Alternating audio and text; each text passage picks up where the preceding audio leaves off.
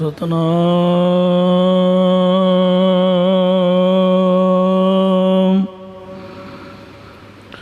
ਸ੍ਰੀ ਵਾਹਿਗੁਰੂ ਜੀ।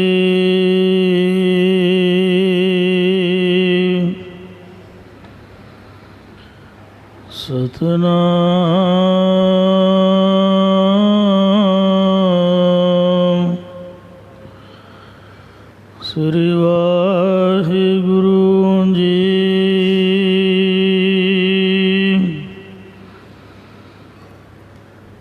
ਇੱਕ ਓੰਕਾਰ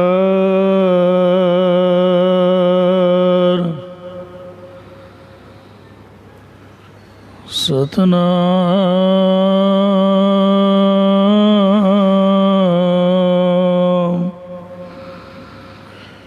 ਕਰਤਾ ਪੁਰਖ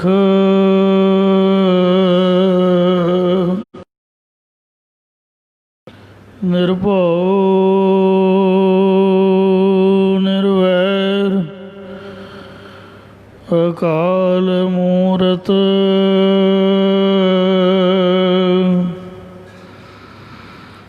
ਅਜੂਨੀ ਸੈਭੰ ਗੁਰ ਪ੍ਰਸਾਦ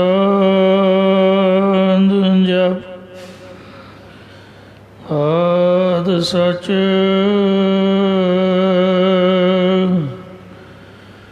ਜੁਗਾਦ ਸਚ ਹੈ ਵੀ ਸਚ ਨਾਨਕ ਹੋਸੀ ਵੀ ਸਚ ਸਜਣ ਸੱਚਾ ਪਾਤਸ਼ਾਹ ਸਿਰ ਸਾਹਾਂਦੇ ਸਾਹ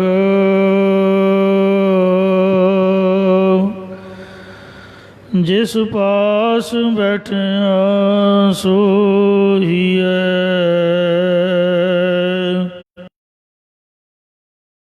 ਦਾ ਵਿਸਾਹ। ਸਤਨਾਮ ਸ੍ਰੀ ਵਾਹਿਗੁਰੂ ਸਾਹਿਬ ਜੀ। ਸੂਹੀ ਮਹੱਲਾ ਪੰਜਵਾ। ਮੀਤ ਸਾਜਨ ਸੁਤ ਬੰਧਵ ਭਾਈ, ਜਤ ਕਤ ਪੇਖੋ ਹਰ ਸੰਗ ਸਹਾਈ। ਮੀਤ ਸਾਜਨ ਸੁਤ ਬੰਧਵ ਭਾਈ। ਵਾਹਿਗੁਰੂ ਜੀ ਕਾ ਖਾਲਸਾ ਵਾਹਿਗੁਰੂ ਜੀ ਕੀ ਫਤਿਹ। ਕੋਟ ਬ੍ਰਹਮੰਡਾਂ ਦੇ ਮਾਲਕ, ਜੁਗੋ ਜੁਗੀ ਅਟਲ ਸ਼ਬਦਾ ਅਵਤਾਰ, ਦਸਾਂ ਬਾਦਸ਼ਾਹੀਆਂ ਦੀ ਆਤਮਿਕ ਜੋਤ, ਧੰਨ ਧੰਨ ਸਤਿਗੁਰੂ ਸ੍ਰੀ ਗੁਰੂ ਗ੍ਰੰਥ ਸਾਹਿਬ ਸੱਚੇ ਪਾਤਸ਼ਾਹ ਜੀ ਮਹਾਰਾਜ ਜੀ ਦੇ ਪਾਵਨ ਪਵਿੱਤਰ ਹਜ਼ੂਰੀ ਦੇ ਵਿੱਚ ਜੁੜ ਮਿਲ ਬੈਠੀ ਗੁਰੂ ਰੂਪ ਗੁਰੂ ਖਾਲਸਾ ਸਾਧ ਸੰਗਤ ਜੀਓ,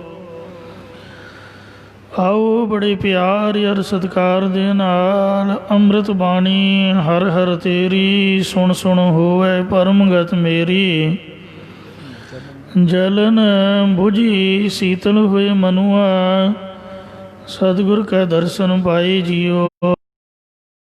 ਸਤਿਗੁਰਾਂ ਦੀ ਪਵਿੱਤਰ ਅੰਮ੍ਰਿਤ ਬਾਣੀ ਦੀ ਕਥਾ ਵਿਚਾਰ ਵਿਆਖਿਆ ਸੋ ਸਰਵਣ ਕਰਕੇ ਲਾਹ ਪ੍ਰਾਪਤ ਕਰੋ ਜੀ। ਉਚਾਰਨ ਕਰੋ ਸਤਨਾਮ ਸ੍ਰੀ ਵਾਹਿਗੁਰੂ। ਸਤਨਾਮ ਸ੍ਰੀ ਵਾਹਿਗੁਰੂ ਸਾਹਿਬ ਜੀ। ਸੂਹੀ ਮਹੱਲਾ ਪੰਜਵਾ। ਇਸ ਪਾਵਨ ਸ਼ਬਦ ਦੇ ਅੰਦਰ ਸਤਿਗੁਰੂ ਪੰਜਵੇਂ ਪਾਤਸ਼ਾਹ ਸ੍ਰੀ ਗੁਰੂ ਅਰਜਨ ਦੇਵ ਜੀ ਮਹਾਰਾਜ ਪਰਮੇਸ਼ਰ ਨੂੰ ਸਰਬ ਰੂਪ ਕਰਕੇ ਕਥਨ ਕਰਦੇ ਨੇ। ਸੂਹੀ ਰਾਗ ਦੇ ਵਿੱਚ ਇੰਜ ਬਖਸ਼ਿਸ਼ ਕਰ ਰਹੇ ਹਨ। ਮੀਤ ਸਾਜਨ ਸੁਤ ਬੰਧਬ ਭਾਈ। ਇਹ ਭਾਈ ਮੇਰਾ ਮਿੱਤਰ, ਮੇਰਾ ਸੱਜਣ, ਮੇਰਾ ਪੁੱਤਰ, ਮੇਰਾ ਸੰਬੰਧੀ ਅਤੇ ਮੇਰਾ ਭਰਾ ਆਦਿਕ ਸਭ ਕੁਝ ਪਰਮੇਸ਼ਰ ਹੀ ਹੈ। ਜਿਵੇਂ ਬਿਲਾਵਲ ਮਹੱਲਾ ਪੰਜਵਾਂ ਸਰਲੇਖ ਹੇਠ ਵੀ ਗੁਰੂ ਸਾਹਿਬ ਜੀ ਨੇ ਉਚਾਰਿਆ, ਮਾਤ ਪਿਤਾ ਸੁਤ ਬੰਧਵ ਪਾਈ, ਨਾਨਕ ਹੁਆ ਪਾਰ ਬ੍ਰਹਮ ਸਹਾਈ। ਮਾਂ ਪਿਓ ਪੁੱਤਰ ਸੰਬੰਧੀ ਤੇ ਭਰਾ ਜਿਵੇਂ ਲੋੜ ਪੈਣ ਦੇ ਮੁਸ਼ਕਿਲ ਵੇਲੇ ਕੰਮ ਆਉਂਦੇ ਹਨ, ਉਹਨਾਂ ਨਾਲੋਂ ਵੱਧ ਕੇ ਜੋ ਪਰਮਾਤਮਾ ਹੈ, ਮੇਰਾ ਸਹਾਇਕ ਹੈ, ਸਹਾਇਤਾ ਕਰਨ ਨੂੰ ਸਮਰੱਥ ਹੈ, ਜਿਹੜਾ ਕਿ ਆਪ ਸਹਾਈ ਹੋਆ, ਸੱਚੇ ਦਾ ਸੱਚਾ ਟੋਆ, ਆਪ ਸਹਾਇਕ ਹੋਇਆ ਹੈ, ਐਸਾ ਵਾਹਿਗੁਰੂ ਅਕਾਲ ਪੁਰਖ ਪਰਮਾਤਮਾ ਹੈ। ਆਪਣੇ ਸੇਵਕੀ ਆਪੇ ਰਾਖੈ, ਆਪੇ ਨਾਮ ਜਪਾਵੇ, ਜਹ ਜਹ ਕਾਜ ਕਿਰਤ ਸੇਵਕੀ, ਤਾਹਾਂ ਤਾਹਾਂ ਉਠਤਾਵੇ, ਸੇਵਕ ਨਿਕਟੀ ਹੋਏ ਦਿਖਾਵੇ। ਜਿਵੇਂ ਭਰਾ ਬਾਹਾਂ ਮੰਨੀਆਂ ਨੇ, ਸੱਜਣ ਮਿੱਤਰ ਸਪੁੱਤਰ ਸੰਬੰਧੀ ਇਨਸਾਨ ਨੇ ਆਪਣਾ ਆਸਰਾ ਮੰਨੇ ਹਨ, ਇਉਂ ਮੈਂ ਸਭ ਕੇ ਛੋੜ ਪ੍ਰਭ ਤੋਂ ਹੀ ਧਿਆਇਆ। ਮੈਂ ਸਭ ਕੁਝ ਤਿਆਗ ਕੇ ਹੇ ਵਾਹਿਗੁਰੂ ਤੇਰੇ ਨਾਮ ਨੂੰ ਧਿਆਇਆ। ਮੇਰਾ ਸਹਾਇਕ ਹੈ। ਪੈਰੋ ਮਹੱਲਾ ਪੰਜਵਾ। ਤੂੰ ਮੇਰਾ ਪਿਤਾ, ਤੂੰ ਹੈ ਮੇਰਾ ਮਾਤਾ। ਇਹ ਪਰਮਾਤਮਾ ਤੂੰ ਹੀ ਮੇਰਾ ਪਿਓ ਹੈ, ਤੂੰ ਹੀ ਮੇਰੀ ਮਾਂ ਹੈ। ਤੂੰ ਮੇਰੇ ਜੀਵ ਪ੍ਰਾਣ ਸੁਖ ਦਾਤਾ, ਤੂੰ ਮੇਰਾ ਠਾਕੁਰ ਹਉ ਦਾਸ ਤੇਰਾ। ਤੁਝ ਬਿਨ ਅਵਰ ਨਹੀਂ ਕੋ ਮੇਰਾ, ਕਰ ਕਿਰਪਾ ਕਰਹੁ ਪ੍ਰਭ ਦਾਤ। ਤੁਮਰੀ ਉਸਤਤ ਕਰੂੰ ਦਿਨ ਰਾਤ ਰਹਾਉ। ਹਮ ਤੇਰੇ ਜੰਤ ਤੂੰ ਬਜਾਵਣ ਹਾਰਾ, ਹਮ ਤੇਰੇ ਭਿਖਾਰੀ ਦਾਨ ਦੇਹ ਦਾਤਾਰਾ। ਤਉ ਪ੍ਰਸਾਦ ਰੰਗ ਰਸ ਮਾਣੇ, ਘਟ ਘਟ ਅੰਤਰ ਤੁਮੈ ਸਮਾਣੇ। ਤੁਮਰੀ ਕਿਰਪਾ ਤੇ ਜਪੀਐ ਨਾਉ, ਸਾਧ ਸੰਗ ਤੁਮਰੇ ਗੁਣ ਗਾਉ। ਤੁਮਰੀ ਦਇਆ ਤੇ ਹੋਏ ਦਰਦ ਵਿਨਾਸ਼, ਤੁਮਰੀ ਮਾਇਆ ਤੇ ਕਮਲ ਵਿਗਾਸ। ਹਉ ਬਲਿਹਾਰ ਜਾਉ ਗੁਰਦੇਵ, ਸਫਲ ਦਰਸ਼ਨ ਜਾ ਕੀ ਨਿਰਮਲ ਸੇਵ। ਦਇਆ ਕਰੋ ਠਾਕੁਰ ਪ੍ਰਭ ਮੇਰੇ, ਗੁਣ ਗਾਵੇ ਨਾਨਕ ਨਿਤ ਤੇਰੇ। ਤੂੰ ਮਾਤ ਪਿਤਾ ਹਮ ਬਾਰਕ ਤੇਰੇ, ਤੁਮਰੀ ਕਿਰਪਾ ਮੈਂ ਸੂਖ ਕਨੇਰੇ। ਕੋਈ ਨ ਜਾਣੈ ਤੁਮਰਾ ਅੰਤ, ਉਚੇਤ ਸਗਲ ਸਮਗਰੀ ਤੁਮਰੇ ਸੂਤਰ ਧਾਰੀਏ। ਤੁਮ ਦੇ ਹੋਏ ਸੋ ਆਗਿਆਕਾਰੀ, ਤੁਮਰੀ ਗਤ ਮਿਤ ਤੁਮ ਹੀ ਜਾਨੀ। ਨਾਨਕ ਦਾਸ ਸਦਾ ਕੁਰਬਾਨੀ। ਗੌੜੀ ਗੁਆਰੇਰੀ ਮਹੱਲਾ ਪੰਜਵਾ। ਤੂੰ ਮੇਰਾ ਸਖਾ, ਤੂੰ ਹੀ ਮੇਰਾ ਮੀਤ, ਤੂੰ ਮੇਰਾ ਪ੍ਰੀਤਮ ਤੁਮ ਸੰਗ ਹੀਤ। ਤੂੰ ਮੇਰੀ ਪਾਤ, ਤੂੰ ਹੈ ਮੇਰਾ ਗਹਿਣਾ। ਤੁਝ ਬਿਨ ਨਿਮਖ ਨ ਜਾਈ ਰਹਿਣਾ। ਤੂੰ ਮੇਰੇ ਲਾਲਣ, ਤੂੰ ਮੇਰੇ ਪ੍ਰਾਣ। ਪ੍ਰਾਣਾ ਤੋਂ ਵੱਧ ਕੇ ਤਾਂ ਕੁਛ ਵੀ ਨਹੀਂ। ਪ੍ਰਾਣਾ ਤੋਂ ਬਗੈਰ ਬੰਦਾ ਬੰਦਾ ਨਹੀਂ, ਉਹ ਮੁਰਦਾ ਹੋ ਜਾਂਦਾ ਹੈ। ਇਸ ਲਈ ਵਾਹਿਗੁਰੂ ਹੀ ਸਾਨੂੰ ਜਿਉਂਦਾ ਰੱਖ ਰਿਹਾ ਹੈ। ਤੂੰ ਮੇਰੇ ਸਾਹਿਬ, ਤੂੰ ਮੇਰੇ ਖਾਨ ਰਹਾਉ। ਜਿਉਂ ਜੋ ਤੁਮ ਕਹੋ ਸੋਈ ਮੋਹਿ ਕਰਨ। ਜਹ ਪੇਖੋ ਤਾਹ ਤੁਮ ਬਸਨ। ਨਿਰਭਉ ਨਾਮ ਜਪੋ ਤੇਰਾ ਰਸਨ।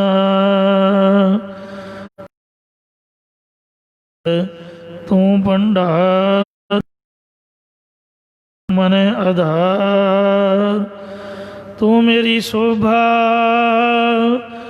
ਤੁਮ ਸੰਗ ਰਚਿਆ। ਤੂੰ ਮੇਰੀ ਓਟ, ਤੂੰ ਹੈ ਮੇਰਾ ਤਕੀਆ। ਤਕੀਆ ਨਾਮ ਹੈ ਜਿਹਦੇ ਨਾਲ ਢੋਲ ਆਈ ਦੀ ਹੈ। ਲੱਕ ਦਰਦ ਕਰਨ ਲੱਗ ਪੈਂਦਾ ਨਾ, ਪਿੱਠ ਨੂੰ ਆਸਰਾ ਦੇਣ ਲਈ ਜਿਹਦੇ ਨਾਲ ਢੋਲ ਆਈ ਦੀ ਹੈ, ਉਹ ਮੋਟੇ ਗੋਲ ਸਰਾਣੇ ਦਾ ਨਾਮ ਤਕੀਆ ਹੈ। ਹੇ ਮਹਾਰਾਜ, ਤੂੰ ਮੇਰੀ ਲੋਕ ਅਤੇ ਪਰਲੋਕ ਦੀ ਓਟ ਹੈ, ਤੇ ਲੋਕ ਤੇ ਪਰਲੋਕ ਦਾ ਆਸਰਾ ਹੈ। ਮਨ ਤਨ ਅੰਤਰ ਤੂੰ ਹੀ ਤੇ ਆਇਆ। ਇਸ ਲਈ ਮੈਂ ਤਾਂ ਤੈਨੂੰ ਹੀ ਧਿਆਉਂਦਾ, ਮਨ ਕਰਕੇ ਰਤਨ ਕਰਕੇ। ਮਰਮ ਤੁਮਾਰਾ ਗੁਰ ਤੇ ਪਾਇਆ। ਜਿਹੜਾ ਤੇਰਾ ਭੇਤ ਹੈ, ਇਹ ਭੇਤ ਅਸਾਂ ਨੇ ਗੁਰਾਂ ਦੇ ਪਾਸੋਂ ਪਾਇਆ। ਸਤਿਗੁਰ ਤੇ ਦ੍ਰਿੜਿਆ ਇੱਕ ਇੱਕ ਹੈ। ਨਾਨਕ ਦਾਸ ਹਰ ਹਰ ਹਰ ਟੇਕੈ। ਇਸ ਲਈ ਪੰਜਵੇਂ ਪਾਤਸ਼ਾਹ ਸ੍ਰੀ ਗੁਰੂ ਅਰਜਨ ਦੇਵ ਸਾਹਿਬ ਜੀ ਫਰਮਾਉਂਦੇ ਨੇ, ਮੀਤ ਸਾਜਨ ਸੁਤ ਬੰਧਪ ਭਾਈ। ਇਹ ਮੇਰੇ ਭਰਾਵੋ, ਮੇਰਾ ਤਾਂ ਮਿੱਤਰ ਵੀ ਵਾਹਿਗੁਰੂ ਹੀ ਹੈ। ਦੁਨਿਆਵੀ ਮਿੱਤਰ ਤਾਂ ਬੋਝੀ 'ਚ ਪੈਸੇ ਹੋਣ ਤਾਂ ਫਤਿਹ ਬੁਲਾਉਂਦੇ ਨੇ।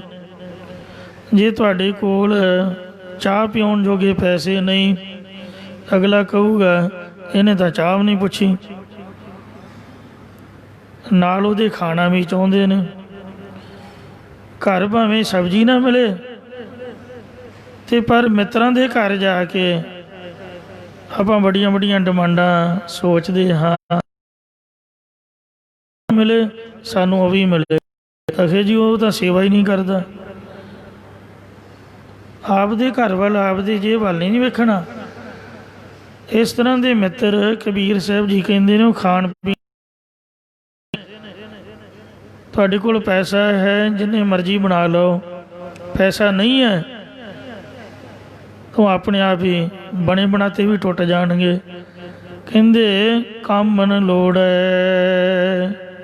ਜਿਹੜੀ ਇਸਤਰੀ ਹੈ ਉਹ ਚਾਹੁੰਦੀ ਹੈ ਸੋਈ ਨਾ ਰੂਪਾ, ਕਿ ਮੈਨੂੰ ਸੋਨਾ ਤੇ ਚਾਂਦੀ ਦੇ ਗਹਿਣੇ ਬਣਾ ਕੇ ਦੇਵੇ ਮੇਰਾ ਪਤੀ।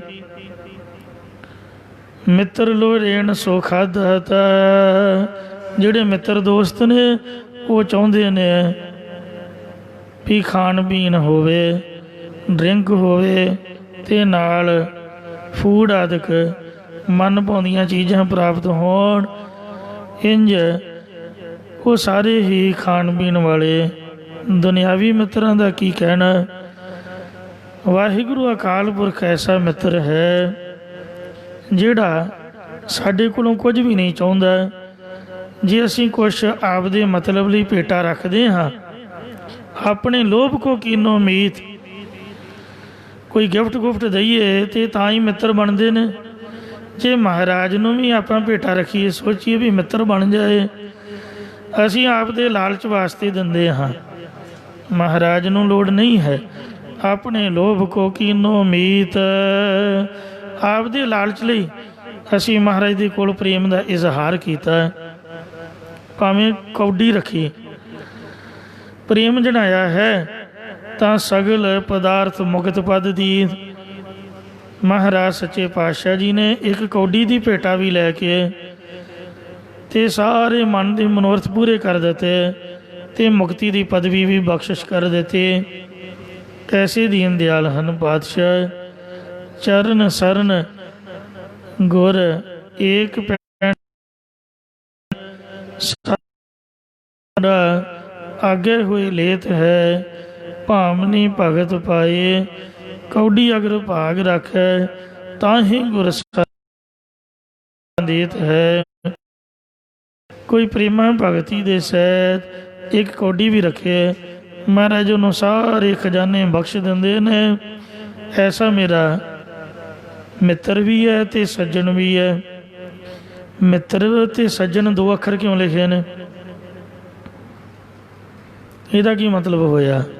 ਇੱਕ ਹੀ ਅੱਖਰ ਚਾਹੀਦਾ ਸੀ, ਕਿਉਂਕਿ ਮਿੱਤਰ ਵੀ ਉਹਦਾ ਨਾਮ ਹੈ, ਸੱਜਣ ਵੀ ਉਹਦਾ ਨਾਮ ਹੈ।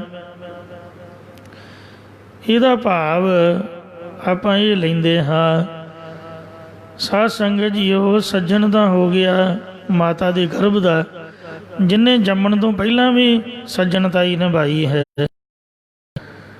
ਸੱਜਣ ਸਹਾਇਤਾ ਕਰਦੇ ਨੇ। ਇਉਂ ਜਦ ਬੰਦੇ ਦੇ ਹੱਥ ਵੱਸ ਕੁਛ ਨਹੀਂ ਸੀ, ਸਾਡੀ ਮਾਂ ਵੀ ਕੁਝ ਨਹੀਂ ਸੀ ਕਰ ਸਕਦੀ, ਉਦੋਂ ਵੀ ਮਹਾਰਾਜ ਨੇ 9 ਮਹੀਨੇ ਜੀਵ ਦੀ ਰਕਸ਼ਾ ਕੀਤੀ ਹੈ ਸੱਜਣ ਬਣ ਕੇ।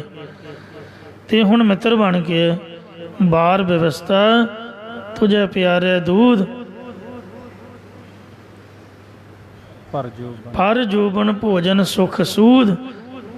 ਬਿਰਧ ਭਇਆ ਉਪਰ ਸਾਖ ਸੈਨ, ਮੁਖ ਅਪਿਆਓ ਬੈਠ ਕੋ ਦੇਣ। ਬਚਪਨ ਦੇ ਵਿੱਚ ਭਰ ਜਵਾਨੀ ਦੇ ਵਿੱਚ ਘਰ ਵਾਲੀ ਬੱਚੇ ਮਾਇਆ ਤੇਲਾ ਕਾਰੋਬਾਰ, ਗੱਡੀਆਂ ਮੋਟਰਾਂ ਕਾਰਾਂ ਪੈਲੀ ਬੰਨਾ ਸੁੱਖ ਸਹੂਲਤਾਂ ਪੈਦਾ ਕਰ ਦਿੱਤੀਆਂ। ਪਤਾ ਨਹੀਂ ਕਿੱਥੋਂ ਇਹ ਸਭ ਕੁਛ ਆ ਗਿਆ। ਜੇ ਬੰਦਾ ਸੋਚੇ ਕਿ ਮੈਂ ਆਪ ਦੀ ਕਮਾਈ ਦੇ ਨਾਲ ਲਿਆ ਹੈ ਜਾਂ ਮੈਨੂੰ ਮੇਰੇ ਮਾਂ ਪਿਓ ਨੇ ਦਿੱਤਾ ਹੈ, ਐਸਾ ਕੁਛ ਵੀ ਨਹੀਂ ਹੈ। ਇਹ ਤਾਂ ਵਾਹਿਗੁਰੂ ਵੱਲੋਂ ਗੋਡ ਗਿਫਟ ਹੈ। ਕਮਾਈ ਤਾਂ ਸਭ ਦੁਨੀਆ ਕਰਦੀ ਹੈ, ਪਰ ਸੁੱਖ ਸਹੂਲਤਾਂ ਵੱਖਰੀਆਂ ਵੱਖਰੀਆਂ ਨੇ। ਇਹ ਮਹਾਰਾਜ ਨੇ ਭਰ ਜਵਾਨੀ ਦੇ ਵਿੱਚ ਸਭ ਕੁਝ ਬਖਸ਼ਿਆ ਹੈ। ਤੇ ਬਿਰਧ ਪਿਆ ਉਪਰ ਸਾਖ ਸੈਣ, ਬਜ਼ੁਰਗ ਹੋਏ ਤੋਂ ਪੁੱਤ ਪੋਤਰੇ ਦੋਤੇ ਦੋਤਰੇ ਹੋਰ ਸਾਖ ਸੰਬੰਧੀ ਨੋਹਾਂ ਧੀਆਂ ਪਾਣੀ ਧਾਣੀ ਦੇਣ ਲਈ, ਰੋਟੀ ਪਾਣੀ ਕੱਪੜਾ ਲੀੜਾ ਇਉਂ ਖਿਆਲ ਰੱਖਣ ਬਜ਼ੁਰਗ ਦਾ, ਉਹ ਉੱਪਰ ਖੜੇ ਕਰ ਦਿੱਤੇ। ਤੋ ਇਸ ਲਈ ਉਹ ਮਿੱਤਰ ਵੀ ਹੈ, ਸੱਜਣ ਵੀ ਹੈ। ਸੱਜਣ ਸੇ ਚਲਨ, ਸੱਜਣ ਉਹ ਹੈ ਜਿਹੜਾ ਨਾਲ ਹੋ ਕੇ ਸਹਾਇਤਾ ਕਰਦਾ ਹੈ, ਚਲਦਿਆਂ ਦੇ ਨਾਲ ਚੱਲਦਾ ਹੈ। ਭਾਵ ਜੈ ਮਾਤ ਪਿਤਾ ਸੁਤ ਮੀਤ ਨਾ ਭਾਈ, ਮਨੂਹਾ ਨਾਮ ਤੇਰਾ ਸੰਗ ਸਹਾਈ। ਮਤਲਬ ਜੰਮਣ ਤੋਂ ਪਹਿਲਾਂ ਵੀ ਨਿਭਦਾ ਤੇ ਮਰਨ ਤੋਂ ਬਾਅਦ ਵੀ ਨਾਲ ਜਾਂਦਾ, ਉਹਨੂੰ ਸੱਜਣ ਕਹਿੰਦੇ ਨੇ। ਜਾਂ ਤਾਂ ਵਾਹਿਗੁਰੂ ਖੁਦ ਆਪ ਹੈ, ਗੁਰੂ ਸਾਹਿਬ ਨੇ, ਜਾਂ ਉਹਨਾਂ ਦੇ ਪਿਆਰੇ ਸੰਤ ਨੇ। ਸੰਤ ਪਿਆਰੇ ਸੱਚਾ ਧਾਰੇ, ਕਚੜੀਆਂ ਸਿਉਂ ਟੂੜ ਸੱਜਣ ਸੰਤ ਪੱਕਿਆ। ਉਹੀ ਜੀਵਨ ਦੇ ਵਿਛੜੇ, ਉਹੀ ਮੋਇਆ ਨਾ ਜਾਹੀ ਛੋੜ। ਜਿਵੇਂ ਸੰਤ ਗੁਰਬਚਨ ਸਿੰਘ ਜੀ ਉੜੀਸਾ, ਵਾਹਿਗੁਰੂ, ਪਿੰਡਾਂ ਵਾਲੇ ਸੰਤ ਭਾਈ ਗੁਰਮੁਖ ਸਿੰਘ ਜੀ ਉੜੀਸਾ ਵਾਲੇ, ਉਹਨਾਂ ਨੇ ਇੱਕ ਵਾਰ ਆਖਿਆ ਜੀ ਮੈਨੂੰ ਆਪਦੇ ਨਾਲ ਰੱਖਿਓ। ਕਹਿੰਦੇ ਚੰਗਾ ਭਾਈ। ਚੜ੍ਹਾਈ ਕੀਤੇ ਰਾਤ ਦੇ 2:10 'ਤੇ, ਸ਼ਾਮਾਂ ਦੀ ਬੰਬੀ 'ਤੇ ਸੁੱਤਾ ਸੀ। ਮਹਾਂਪੁਰਖਾਂ ਤੋਂ ਕਾਫੀ ਦੂਰ ਪੁਰਖ ਚੜ੍ਹਾਈ ਕੀਤੇ ਤੇ ਉਹਨੂੰ ਸੁਪਨੇ 'ਚ ਆ ਕੇ ਕਹਿੰਦੇ ਚੱਲ ਭਾਈ ਉੱਠ, ਸੌਣ ਦਾ ਟਾਈਮ ਗਿਆ, ਚੱਲ ਚੱਲੀਏ। ਉੱਠ ਖਲੋਤਾ। ਉਹਨੇ ਇੱਕਦਮ ਜਾਪਿਆ ਵੀ ਸੰਤਾਂ ਨੇ ਆਵਾਜ਼ ਮਾਰੀ ਹੈ, ਕੋਈ ਗੱਲ ਹੈ। ਜਿਉਂ ਭੱਜਿਆ, ਪਤਾ ਸੀ ਵੀ ਉਹ ਬਿਮਾਰ ਹਨ। ਆ ਕੇ ਵੇਖਿਆ ਤੇ ਉਹ ਚੜ੍ਹਾਈ ਕਰ ਗਏ। ਉਹਨੇ ਸਮਝ ਲਿਆ ਵੀ ਮੈਨੂੰ ਕਹਿੰਦੇ ਤੂੰ ਹੀ ਨਾਲ ਹੀ ਚੱਲ। ਉਹ ਕੀਰਤਪੁਰ ਸਾਹਿਬ ਜਿਉਂਦਾ ਹੀ ਚਿਖਾ ਦੇ ਵਿੱਚ ਛਾਲ ਮਾਰ ਕੇ ਅਤੇ ਸਤਿਨਾਮ ਵਾਹਿਗੁਰੂ ਬੋਲਦਾ ਹੋਇਆ ਮਹਾਂਪੁਰਖਾਂ ਦੇ ਸਰੀਰ ਨੂੰ ਗਲਵੱਕੜੀ ਪਾ ਕੇ ਨਾਲ ਹੀ ਚਲਾ ਗਿਆ। ਕਿਸੇ ਨਾਲ ਬੋਲਿਆ ਨਹੀਂ, ਚਾਲਿਆ ਨਹੀਂ, ਕੁਝ ਖਾਧਾ ਨਹੀਂ, ਪੀਤਾ ਨਹੀਂ। ਆਪਦੇ ਆਪ ਮਹਾਂਪੁਰਖਾਂ ਦੀ ਸੇਵਾ ਕਰਕੇ ਸੰਸਕਾਰ ਵਾਲੀ ਚਿਖਾ 'ਤੇ ਸਜਾ ਕੇ ਅਤੇ ਲਾਂਬੂ ਲਾ ਕੇ ਅਗਨੀ ਦਿਖਾ ਕੇ ਆਪਦੇ ਆਪ ਹੀ ਇਸ਼ਨਾਨ ਕਰਕੇ ਉਹਨਾਂ ਦੇ ਉਤਾਰੇ ਵਸਤਰ ਪਾ ਕੇ ਜਪਜੀ ਸਾਹਿਬ ਦਾ ਪਾਠ ਕਰਦੇ ਹਾਂ, ਪਰਿਕਰਮਾ ਕਰਦੇ ਹਾਂ। ਜਦੋਂ ਅੱਗ ਦੇ ਭਾਂਬੜ ਚੰਗੇ ਮੱਚ ਗਏ, ਪੈਰਾਂ ਮਲਦੀ ਹੋ ਕੇ ਕੀਰਤਨ ਸੋਹਿਲਾ ਕਰਕੇ ਆਪਦੀ ਆਪ ਹੀ ਅਰਦਾਸ ਕਰਕੇ ਛਾਲ ਮਾਰ ਕੇ ਹੋ ਗਿਆ ਅਤੇ ਹੋ ਗਿਆ। ਭਾਈ ਗੁਰਮੁਖ ਸਿੰਘ ਉੜੀਸਾ ਨਿਸ਼ਕਾਮੀ ਇਉਂ ਸੱਜਣ ਸੇਈ ਨਾਲ ਮੈਂ ਚਲਦਿਆਂ ਨਾਲ ਚਲਨ, ਜਿੱਥੇ ਲੇਖਾ ਮੰਗੀ ਹੈ ਤਿੱਥੇ ਖੜੀ ਦਸਨ। ਜਿੱਥੇ ਵੀ ਜੀਵ ਦੇ ਪਾਸੋਂ ਲੇਖਾ ਮੰਗਿਆ ਜਾਂਦਾ ਉੱਥੇ ਹੀ ਖੜੀ ਦਿਸਦੇ ਨੇ। ਇਸ ਲਈ ਉਹ ਵਾਹਿਗੁਰੂ ਮਿੱਤਰ ਵੀ ਹੈ, ਸੱਜਣ ਵੀ ਹੈ ਅਤੇ ਸੁਪੁੱਤਰ ਦੀ ਤਰ੍ਹਾਂ ਸਹਾਇਤਾ ਕਰਨ ਵਾਲਾ ਹੈ। ਬਜ਼ੁਰਗ ਹੋਏ ਤੋਂ ਜਿਵੇਂ ਜਿਹੜਾ ਸੁਪੁੱਤਰ ਹੈ ਹੋਵੇ ਸਰਵਣ ਵਿਰਲਾ ਕੋਈ, ਸਾਰੇ ਤਾਂ ਨਹੀਂ, ਸਰਵਣ ਵਰਗੇ ਵਿਰਲੇ ਵਾਂਝੇ। ਐਸਾ ਬਜ਼ੁਰਗਾਂ ਦੀ ਸੇਵਾ ਕਰਨ ਵਾਲਾ, ਬੰਧਪ ਸੰਬੰਧੀਆਂ ਦੀ ਤਰ੍ਹਾਂ ਸਹਾਇਤਾ ਕਰਨ ਵਾਲਾ, ਫੁੱਫੀ ਨਾਨੀ ਮਾਸੀਆਂ ਦੇਰ ਜਠਾਨੜੀਆ ਹੈ। ਅਤੇ ਐਸਾ ਵਾਹਿਗੁਰੂ ਅਕਾਲ ਪੁਰਖ ਪਰਮਾਤਮਾ, ਮਾਮਿਆਂ ਅਤੇ ਮਾਮਾਣੀਆਂ ਭਾਇਰ ਬਾਪ ਨਾ ਮਾਓ, ਸਾਧ ਲੱਡੇ ਅਤੇ ਨਾਠੀਆਂ ਭੀੜ ਕਣੀ ਦਰਿਆਓ। ਮਾਮੀ ਪੈਂਦੀ ਆ ਉਦੋਂ ਸਾਥ ਛੱਡ ਕੇ ਭੱਜ ਜਾਂਦੇ ਨੇ। ਯਮਦੂਤਾਂ ਦੇ ਵਸ ਜੀਵ ਆਤਮਾ ਪੈਂਦੀ ਹੈ ਉਦੋਂ ਕੋਈ ਨਹੀਂ ਆ ਕੇ ਛਡਾਉਂਦਾ।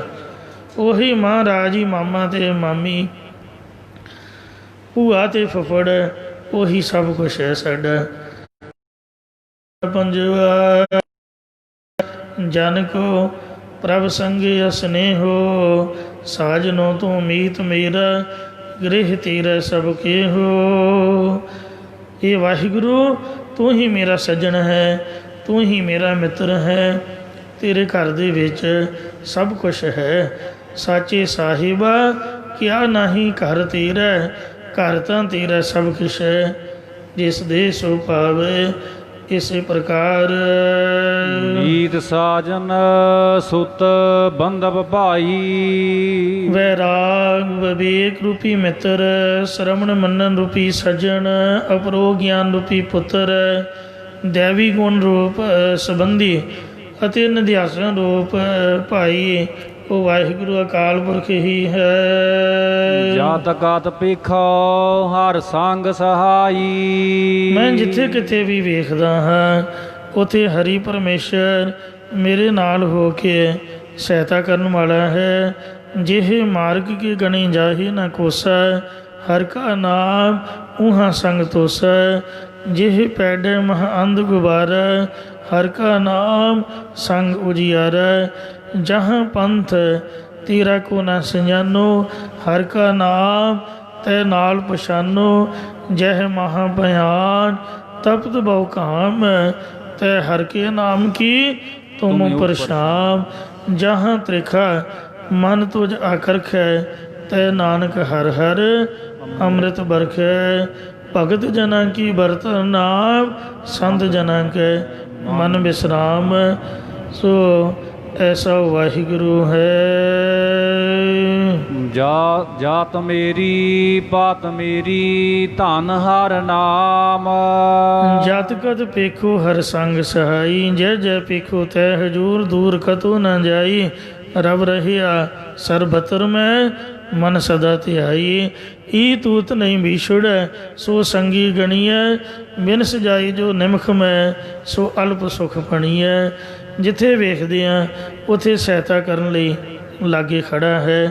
ਕ੍ਰਿਸ਼ਨ ਭਗਵਾਨ ਜੀ ਨੇ ਦ੍ਰੋਪਦੀ ਨੂੰ ਸ਼ਾਮਾਂ ਬਈ ਘਰ ਆਈ, ਪੁੱਛਿਆ ਕਿ ਪਤ ਰਹੀ, ਕਹਿੰਦੀ ਮਹਾਰਾਜ ਲੇਟ ਕਿਉਂ ਹੋ ਗਏ, ਇੰਨੀਆਂ ਮੈਂ ਤੁਹਾਨੂੰ ਆਵਾਜ਼ਾਂ ਮਾਰੀਆਂ। ਕਹਿੰਦੇ ਨਹੀਂ ਲੇਟ ਹੋਇਆ?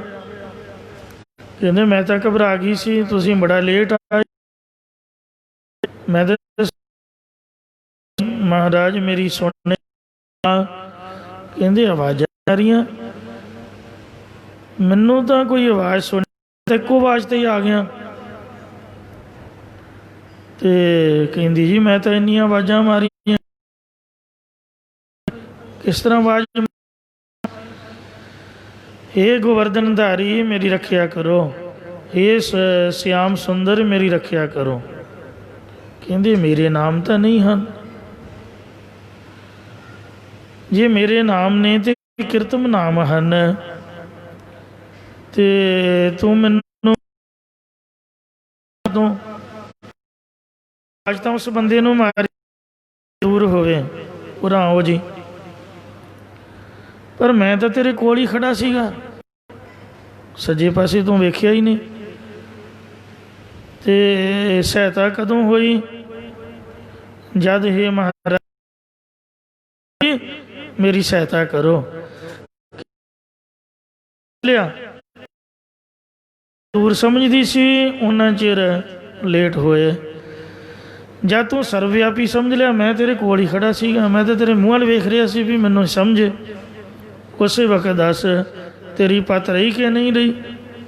कहते जी हाँ, पैज रही, बोले शर्मांदी, मूँह ते कपड़ा सिर ढक के अखा नीवियाँ करके कहती हाँ महाराज आपने कृपा की है, मेरी इज्जत रह गई है। भट्टा ने शरदा संयुक्त सवैयां दे विच बड़े सुंदर बचन लिखे ने। अब रख हो दास भाट की लाज, जासी राखी लाज भगत प्रहलाद की, हर नाख सफारी कर आज। हे महाराज जिमें आपने भगत प्रहलाद की लज्जा रखी, इज्जत रखी। साडे पिंड दे बुजुर्ग ढोलकी चिमटियां दे नाले धारना पढ़दे हुंदे, कीड़ी न बन दो रामा प्रहलाद डोल जांदा, कीड़ी न बन दो रामा प्रहलाद जांदा। असीं मगर मगर उची उची बोलना। कई भोले भाले प्रचारक वीर ये भुलेखा खांदे ने भी शायद रब कीड़ी बनिया ते तां प्रहलाद नूं भरोसा वज्जा। जे रब कीड़ी ना बनदा तो प्रहलाद ने डोल जाना सी जां पहलां डोल गया सी। जद हरनाकश ने जफी पाउण नूं आखिया डोल गया भी मैं किते मारी ना जावां। पर साध संगत जीओ ये जो बजुर्ग धारना पढ़ते होंदे टकसाल च आके पता लगा भी ये बिल्कुल गलत पढ़ते होंदे सी। ये गल सही नहीं है भी प्रहलाद डोल गया तो रब ने कीड़ी बन के उहदा निश्चा परपक किया। ये गलत गल है। जे भगत ही डोल गया, रब दा संत ही डोल गया तो साडे वर्गे दी दसो की हालत होऊगी। आपां तां फिर स्थिर रह ही नहीं सकते। कदी संत कदी भगत नहीं डोलदा हुंदा। कबीर नहीं डोलिया, वेखो नामदेव नहीं डोलिया जद उन्होंने गंगा दी लहरां सुटिया, हाथी अगे सुटिया। इस तरह रविदास नहीं डोलिया, डोले किते। नवीन कथा है महापुरख संत जरनैल सिंह जी खालसा पिंडरां वाले वर्ल्ड की तीसरी पावर मनी है इंडिया की फौज। एक कल्ले बंदे ने ते वेखो नंगे धड़ मत्था ला लिया। सच सच झूठ झूठ। वो सच बोलते सीगे, सच तो थिड़के नहीं, टोले नहीं, जो हुंदा सो होवे पिया। वध तो वध यही है भी मारी जावांगे, ये तो वध तो कुछ नहीं। जिन्हें मरना मंड लिया वो नहीं डोलता है। पता ही है भी मरना तो एको दिन ही मरना, तो मरना तो है ही, अज नहीं पल के नहीं परसों तो चढ़ाई करना ही करना। तो डोलना क्यों बई? जे संत डोल गया भी दुनिया की हालत की हो दसो, बिल्कुल गलत है। ਉਹ ਕੈਪਟਨ ਹਰਚਰਨ ਸਿੰਘ ਜੀ ਰੋਡੇ ਕਹਿੰਦੇ ਜਰਨੈਲ ਸਿਆਂ ਗੱਲਾਂ ਕਰਨੀਆਂ ਸੌਖੀਆਂ ਨੇ, ਸਪੀਕਰ ਦੇ ਵਿੱਚ ਉੱਚੀ ਉੱਚੀ ਧਾਰਨਾ ਲਾਉਣੀਆਂ, ਬੋਲਣਾ ਬੜਾ ਸੌਖਾ ਹੈ, ਅਤੇ ਪਰ ਜਦ ਉੱਤੋਂ ਦੀ ਜਹਾਜ਼ ਲੰਘਦੇ ਨੇ, ਟੈਂਕ ਆਉਂਦੇ ਨੇ, ਵੱਡੇ ਵੱਡੇ ਬੰਬ ਡੇਗਦੇ ਨੇ, ਉਦੋਂ ਬੰਦਾ ਘਬਰਾ ਜਾਂਦਾ, ਉਦੋਂ ਨਹੀਂ ਕੋਈ ਸਥਿਰ ਰਹਿੰਦਾ। ਮਹਾਂਪੁਰਖ ਕਹਿਣ ਲੱਗੇ ਫਿਰ ਵੇਖੀ ਤੂੰ ਵੀ ਇੱਥੇ ਅਤੇ ਮੈਂ ਵੀ ਇੱਥੇ, ਜਿੱਥੇ ਵੀ ਹੋਏਗਾ ਨਾ ਉੱਪਰ ਨੂੰ ਵੇਖਦਾ ਰਹੀਂ। ਜਿਹੜੇ ਜਹਾਜ਼ਾਂ ਦੀ ਤੂੰ ਗੱਲ ਆਉਣਗੇ ਸਹੀ, ਡਰਾਉਣਗੇ ਸਹੀ, ਪਰ ਵਾਪਸ ਭੇਜੂੰਗਾ। ਤੇਰੇ ਉੱਤੋਂ ਦੀ ਲੰਘਦੇ ਹੋਏ ਖੂਨ ਦੇ ਛਿੱਟਿਆਂ ਦੇ ਨਾਲ ਤੈਨੂੰ ਭਰ ਦੇਣਗੇ, ਇੰਨੀਆਂ ਲਾਸ਼ਾਂ ਭਰ ਕੇ ਮੈਂ ਤੋਰੂੰਗਾ। ਤੂੰ ਕਹਿੰਦੇ ਐਸਾ ਹੀ ਹੋਇਆ। ਮੈਂ ਜਲੰਧਰ ਸੀਗਾ, ਕਹਿੰਦਾ ਮੇਰਾ ਚਿੱਤ ਘਬਰਾਏ, ਦਿਲ ਨੂੰ ਕੁਛ ਹੋਵੇ, ਅਤੇ ਮੇਰਾ ਜੀ ਨਾ ਲੱਗਾ। ਮੈਂ ਕਿਹਾ ਵੀ ਮੈਂ ਜਾਣਾ, ਹੁਣੇ ਜਾਣਾ, ਤਿਆਰੀ ਕਰੋ। ਕਹਿੰਦੇ ਵਧੋ ਵਧੀ, ਅਤੇ ਮੈਂ 6 ਜੂਨ ਨੂੰ ਉੱਥੇ ਆਇਆ, ਸਭ ਕੁਝ ਅੱਖਾਂ ਦੇ ਨਾਲ ਵੇਖਿਆ ਕੀ ਕੁਛ ਹੋਇਆ। ਪਰ ਉਹ ਜੋ ਉਹਨਾਂ ਨੇ ਕਿਹਾ ਆਪ ਦਾ ਵਚਨ ਪੂਰਾ ਕਰ ਗਏ। ਡਿੱਗੇ ਨਾ ਡੋਲੇ, ਦ੍ਰਿੜ ਕਰ ਰਹੇ ਹੋ, ਪੂਰਨ ਹੋਏ ਤ੍ਰਿਪਤਾਨੀ। ਉਹਨਾਂ ਦਾ ਵਚਨ ਸੀਗਾ ਵੀ ਮਰਨਾ ਤਾਂ ਇੱਕੋ ਦਿਨ ਹੀ ਹੈ। ਨਾ ਸੋਚਿਓ ਵੀ ਮੈਨੂੰ ਤੁਸੀਂ ਮਾਰ ਦਿਓਗੇ, ਜਿਹੜਾ ਮੈਨੂੰ ਮਾਰਨ ਆਊਗਾ ਉਹ ਆਪ ਦੇ 2 ਸਿਰ ਲੈ ਕੇ ਆਏ। ਮਰਨ ਤੋਂ ਪਹਿਲਾਂ ਉਹਦਾ ਇੱਕ ਸਿਰ ਮੈਂ ਆਪ ਦੇ ਕੋਲ ਰੱਖ ਲੈਣਾ, ਜੇ ਦੂਜਾ ਸਿਰ ਲੈ ਕੇ ਆਊ ਤਾਂ ਉਹ ਵਾਪਸ ਜਾਊਗਾ। ਅਤੇ ਇਸ ਵਾਸਤੇ ਦੀਪਸੋਂ ਦਾ ਵੀ ਸੀਸ ਤਾਂ ਲੱਥ ਗਿਆ, ਅਤੇ ਪਰ ਜਿਹਨੇ ਲਾਇਆ ਉਹਨੂੰ ਬੰਦੇ ਨੂੰ ਜਾਨ ਨਹੀਂ ਦਿੱਤਾ। ਕਲਗੀਆਂ ਵਾਲੇ ਪਾਤਸ਼ਾਹ ਧੰਨ ਗੁਰੂ ਗੋਬਿੰਦ ਸਿੰਘ ਦੇ ਕਟਾਰ ਤਾਂ ਮਾਰੀ ਗੁਲਖਾਂ ਨੇ, ਪਰ ਇੱਕ ਵੀ ਕਦਮ ਅੱਗੇ ਨਹੀਂ ਪੁੱਟ ਸਕਿਆ। ਅਤੇ ਇਸ ਵਾਸਤੇ ਮਹਾਰਾਜ ਸੱਚੇ ਪਾਤਸ਼ਾਹ ਅਕਾਲ ਪੁਰਖ ਵਾਹਿਗੁਰੂ ਸਰਬ ਕਲਾ ਸਮਰੱਥ ਹੈ। ਉਹ ਆਪ ਦੇ ਸੰਤਾਂ ਭਗਤਾਂ ਨੂੰ ਆਪ ਦੀ ਸ਼ਕਤੀ ਬਖਸ਼ਦਾ ਹੈ। ਇਹ ਮਹਾਰਾਜ ਆਪ ਕਿਰਪਾ ਕਰੋ। ਜੈ ਭਗਤ ਪ੍ਰਹਿਲਾਦ ਕੀ ਹਰ ਨਾਖਸ ਫਾਰੇ ਕਰ ਆਜ। ਜਿਵੇਂ ਪ੍ਰਹਿਲਾਦ ਭਗਤ ਦੀ ਲੱਜਿਆ ਰੱਖੀ ਅਤੇ ਹਰਨਾਖਸ਼ ਨੂੰ ਨੌਂਦਰਾਂ ਦੇ ਨਾਲ ਆਪਣੇ ਪਾੜ ਸੁੱਟਿਆ, ਥੰਮ ਪਾੜ ਹਰ ਪ੍ਰਗਟਿਆ। ਉਸੇ ਵਕਤ ਪ੍ਰਹਿਲਾਦ ਨੇ ਗਲਵਕੜੀ ਪਾ ਲਈ, ਜੱਫੀ ਪਾ ਲਈ ਥੰਮ ਨਾਲ, ਅਤੇ ਫਿਰ ਤਲਵਾਰ ਕੱਢ ਕੇ ਮਾਰਨ ਖੜਾ ਹੋ ਗਿਆ। ਕਹਿੰਦਾ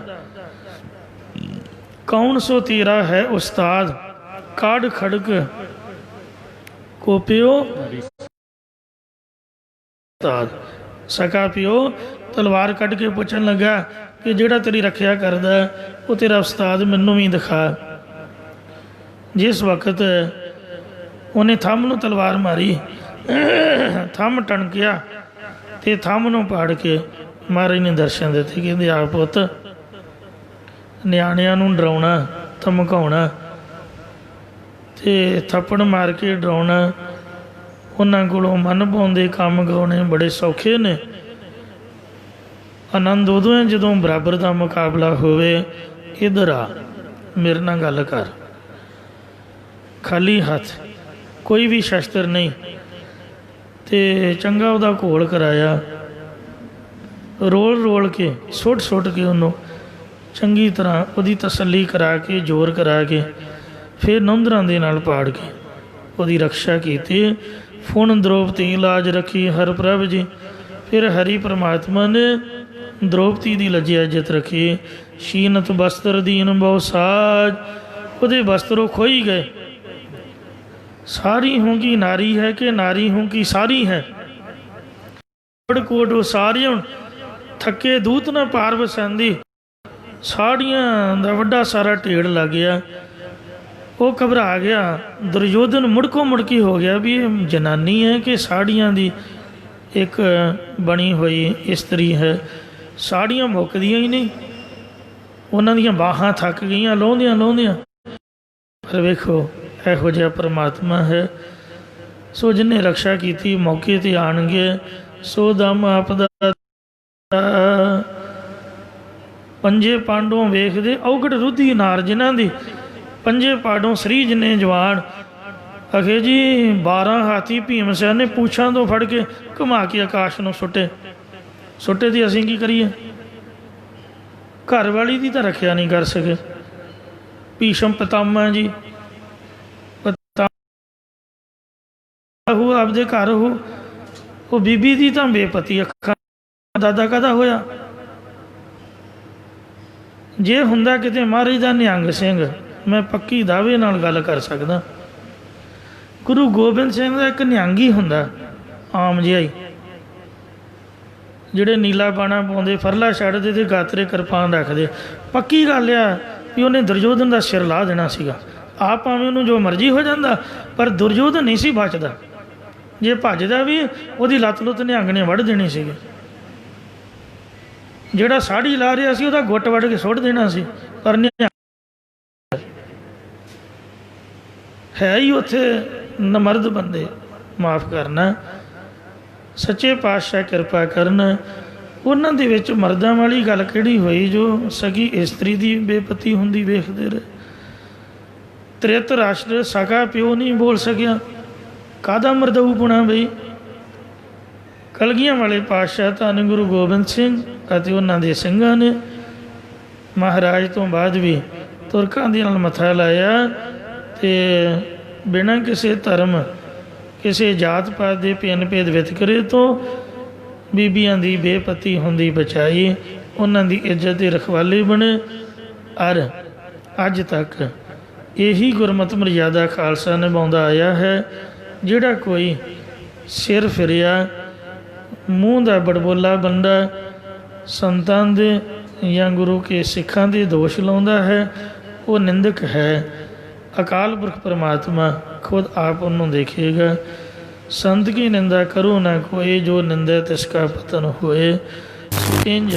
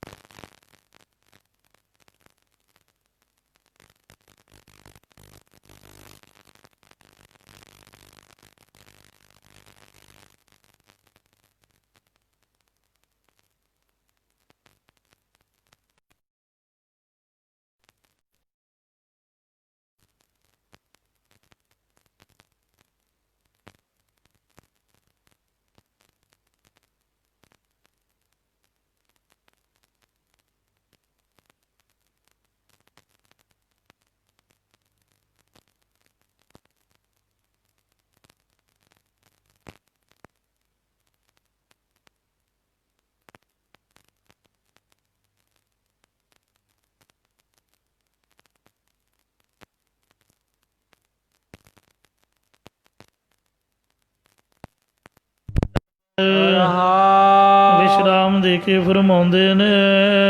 ਪਾਰ ਬ੍ਰਹਮ ਜਪ ਪਹਿਰ ਸੰਦਾ। ਪਰਮੇਸ਼ਰ ਦਾ ਜੋ ਨਾਮ ਜਪਣਾ ਹੈ, ਇਹੀ ਅਸਾਂ ਨੇ ਸੰਜੋ ਪਹਿਨੀ ਹੋਈ ਹੈ। ਕੋਟ ਦਾ ਨਾਮ ਹੈ ਜੋ ਤਲਵਾਰਾਂ ਤੀਰਾਂ ਆਦਿਕ ਤੋਂ ਇਨਸਾਨ ਦੀ ਰੱਖਿਆ ਕਰਦੀ ਹੈ। ਮਹਾਰਾਜ ਦਾ ਨਾਮ ਹੀ ਮੇਰੀ ਸੰਜੋ ਹੈ। ਕੋਟ ਆਬਦ ਤਿਸ ਬੇਦਤ ਨਾ। ਜਿਸ ਕਰਕੇ ਕਰੋੜਾਂ ਹੀ ਕਾਮ ਆਦਿਕ ਵਿਕਾਰਾਂ ਦੇ ਫੁਰਨਿਆਂ ਰੂਪੀ ਸ਼ਾਸਤਰ ਉਸ ਸੰਜੋ ਨੂੰ ਵਿੰਨ ਨਹੀਂ ਸਕਦੇ। ਪ੍ਰਤੱਖ ਵੀ ਸ਼ਾਸਤਰ ਕੁਝ ਨਹੀਂ ਕਰ ਸਕਦੇ। ਕਲਗੀਧਰ ਜਦ ਯੁੱਧ ਵਿੱਚ ਆਉਂਦੇ ਸੀ ਅਤੇ ਕੋਈ ਉਹਨਾਂ ਦੀ ਸੰਜੋ ਨਹੀਂ ਸੀ ਹੁੰਦੀ, ਕੋਈ ਬਖਤਰਬੰਦ ਕੋਟ ਨਹੀਂ ਸੀ ਹੁੰਦਾ, ਆਮ ਸਾਦਾ ਜਿਹਾ ਚੋਲਾ ਪਾਉਂਦੇ। ਸ਼ਸਤਰ ਬਸਤਰ ਜ਼ਰੂਰ ਹੁੰਦੇ ਸੀ, ਤਿਆਰ ਪੁਰ ਤਿਆਰ, ਕਮਰ ਕੱਸਾ, ਢਾਲਾਂ, ਤਲਵਾਰ, ਤੀਰ ਕਮਾਨ, ਸਭ ਕੁਝ ਹੁੰਦਾ ਸੀ, ਪਰ ਕੋਈ ਲੋਹੇ ਦਾ ਪੀਸ ਮਹਾਰਾਜ ਦੇ ਸਰੀਰ ਉੱਪਰ ਨਹੀਂ ਸੀ। ਅਤੇ ਗੁਰੂ ਜੀ ਮਹਾਰਾਜ ਦੇ ਸਾਹਮਣੇ ਜਿਹੜੇ ਦੁਸ਼ਮਣ ਹੁੰਦੇ, ਲੋਹੇ ਨਾਲ ਮਿੰਨੇ ਹੁੰਦੇ। ਇੱਕ ਪੈਂਡੇ ਖਾਂ ਸੀ, ਪੈਂਡੇ ਖਾਂ, ਉਹਦੀ ਕੰਨ ਪੱਟੀ 'ਚ ਮਹਾਰਾਜ ਨੇ ਤੀਰ ਮਾਰ ਕੇ ਛੋਟੀ ਜਿਹੀ ਜਗ੍ਹਾ ਨੰਗੀ ਸੀ ਖਤਮ ਕਰ ਦਿੱਤਾ। ਮੁਕਤਸਰ ਸਾਹਿਬ ਗੁਰਦੁਆਰਾ ਦਾਤਨ ਹੈ, ਉੱਥੋਂ ਦਾ ਮੈਂ ਇਤਿਹਾਸ ਪੜ੍ਹਿਆ ਹੈ। ਉਹ ਮੁਸਲਮਾਨ ਦੀ ਕਬਰ 'ਤੇ ਜੁੱਤੀਆਂ ਪੈਂਦੀਆਂ ਨੇ, ਜਦੋਂ ਆਪਾਂ ਵੀ ਜਾਈਏ ਜੁੱਤੀਆਂ ਮਾਰ ਕੇ ਆਈਦਾ। ਮਹਾਰਾਜ ਨੂੰ ਜੰਗਲ ਵੇਲੇ ਜਾਂਦੇ ਆ, ਉਹਨੇ ਸੋਚਿਆ ਵੀ ਇਹ ਜੰਗਲ ਹਨ ਅਤੇ ਇਹਨਾਂ ਦੀ ਸਿਕਿਉਰਿਟੀ ਕੋਈ ਨਹੀਂ, ਕਿਉਂਕਿ ਜੰਗਲ ਵਕਤ ਗੁਰੂ ਸਾਹਿਬ ਜੀ 3.5 ਫੁੱਟ ਦੀ ਕਿਰਪਾਨ ਲਾ ਕੇ ਪਾਸੇ ਰੱਖ ਦਿੰਦੇ ਸੀ, ਜਿਸ ਤਰ੍ਹਾਂ ਨਿਹੰਗ ਕੇਸਾਂ 'ਚ ਕਿਰਪਾਨ ਰੱਖਦੇ ਨੇ। ਇਉਂ ਜਿਹੜੀ ਕੇਸਾਂ ਵਾਲੀ ਕਿਰਪਾਨ ਉਹ ਮਹਾਰਾਜ ਦੇ ਕੋਲ ਹੁੰਦੀ ਸੀ, ਛੋਟੀ ਨੰਗੀ ਕਿਰਪਾਨ ਜਿਹੜੀ ਹੁੰਦੀ ਹੈ, ਬਿਲਕੁਲ ਹੱਥ 'ਚ ਜਿੱਡੀ ਛੋਟੀ ਜੀ। ਹਜ਼ੂਰ ਸਾਹਿਬ ਸੋਨੇ ਦੀ ਮੁੱਠ ਵਾਲੀ ਉਹ ਕੇਸਾਂ 'ਚ ਹੁੰਦੀ ਸੀਗੀ, ਅਤੇ ਵੱਡੀ ਕਿਰਪਾਨ ਪਾਸੇ ਰੱਖ ਦਿੰਦੇ। ਗੁਰੂ ਸਾਹਿਬ ਜੀ ਇਕੱਲੇ ਵੇਖ ਕੇ ਅਤੇ ਉਹਨੇ ਹਮਲਾ ਕਰ ਦਿੱਤਾ। ਲੋਹੇ ਨਾਲ ਮੜਿਆ ਹੋਇਆ ਸੀਗਾ।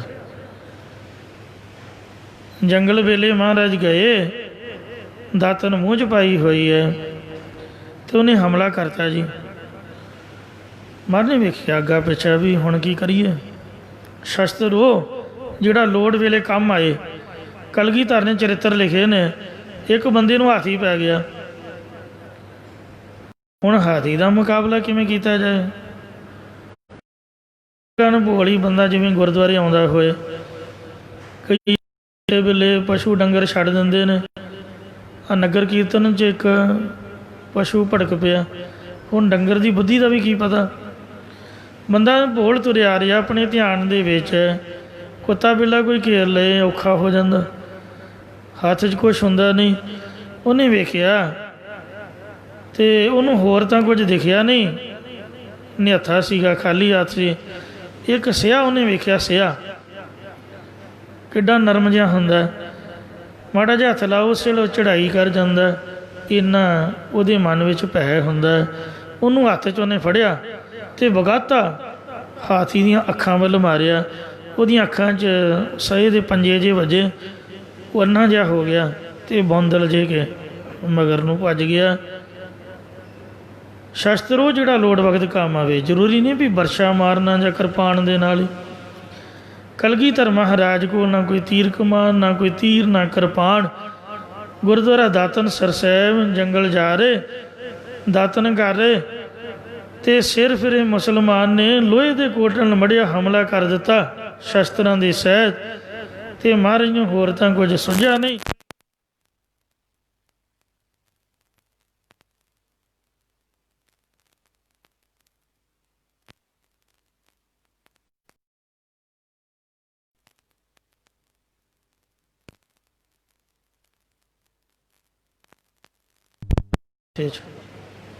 ਉਹਦਾ ਸਿਰ ਘੁੰਮ ਗਿਆ, ਉੱਥੇ ਹੀ ਉਹਦਾ ਘੋਗਾ ਚਿੱਤ ਕਰ ਦਿੱਤਾ। ਗੜਵੇ ਨਾਲ ਹੀ ਬੰਦਾ ਮਾਰ ਸੁੱਟਿਆ। ਉੱਥੇ ਉਹਦੀ ਕਬਰ ਬਣੀ ਹੈ। ਸਾਰੇ ਜਿੰਨੇ ਵੀ ਯਾਤਰੂ ਜਾਂਦੇ 5 ਜੁੱਤੀਆਂ ਉੱਥੇ ਮਾਰੀ ਦੀਆਂ। ਜਦੋਂ ਟੁੱਟੀ ਗੰਢੀ ਸਾਹਿਬ ਜੋੜ ਮੇਲਾ ਹੁੰਦਾ ਮਾਘੀ ਦਾ, ਉਦੋਂ ਨਿਹੰਗ ਉੱਥੇ ਮਹੱਲਾ ਕੱਢਦੇ ਨੇ। ਜਿਹਦੀ ਪੈਲੀ 'ਚ ਉਹਦੀ ਕਬਰ ਹੈ, ਉਦੋਂ ਹੁੰਦੀਆਂ ਨੇ, ਸਿੱਟੇ ਨਿਕਲਣ ਵਾਲੇ ਹੁੰਦੇ ਨੇ, ਚੰਗੀਆਂ ਨਿਸਰੀਆਂ ਹੁੰਦੀਆਂ ਗੋਡੇ ਗੋਡੇ। ਮੈਂ ਵੇਖਿਆ ਅੱਖਾਂ ਦੇ ਨਾਲ।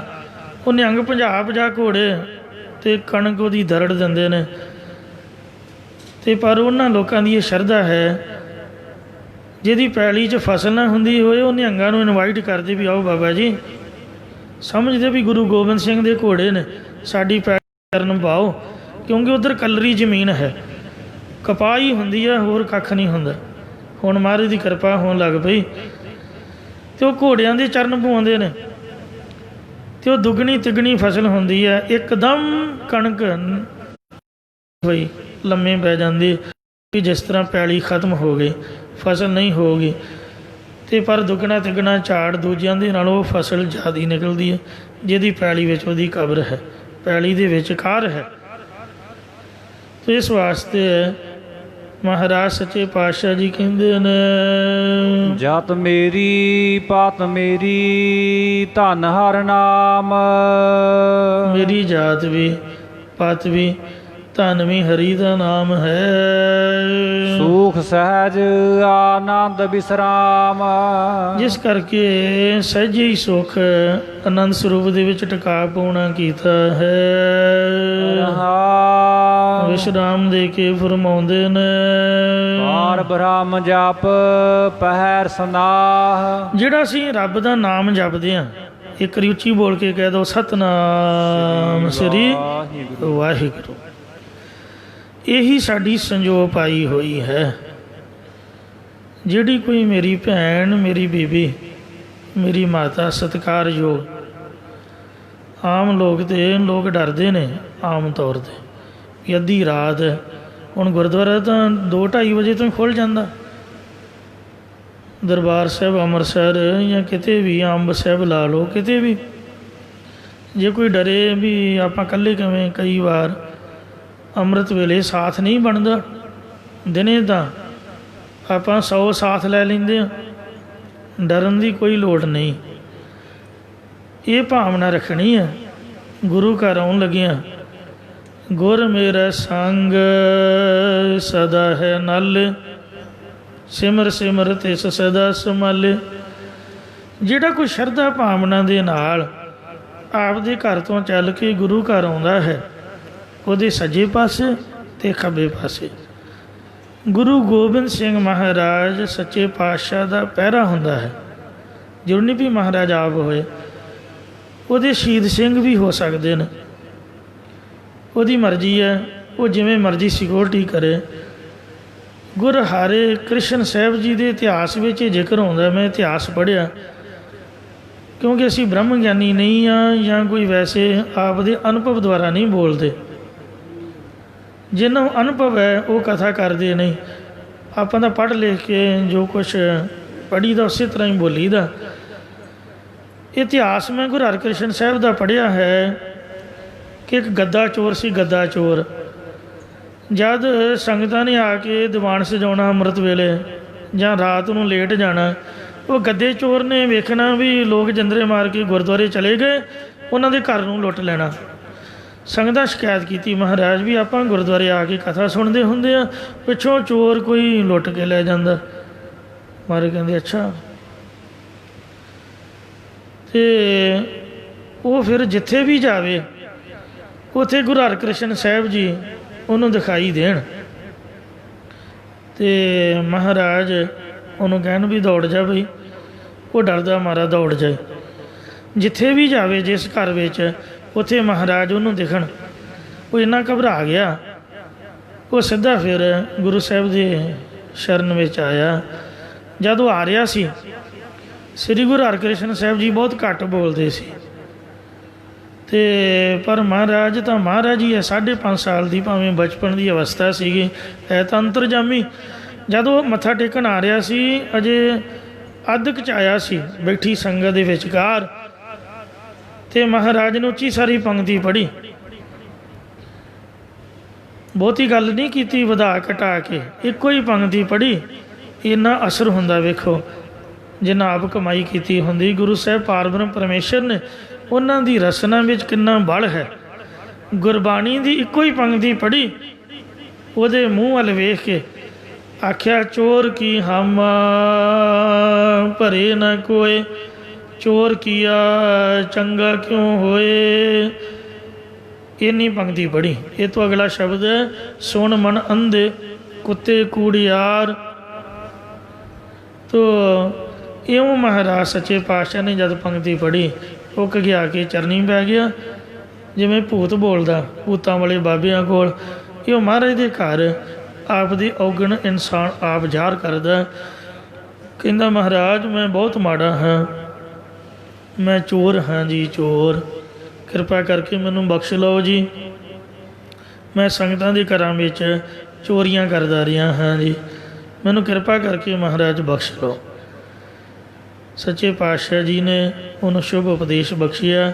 ਸੰਗਤਾਂ ਨੂੰ ਆਖਿਆ ਫੜ ਲਓ ਬਈ, ਇਹੀ ਤੁਹਾਡਾ ਬੰਦਾ ਜੀ। ਆਖਿਆ ਸਭ ਚੀਜ਼ਾਂ ਵਾਪਸ ਕਰ ਦੇ।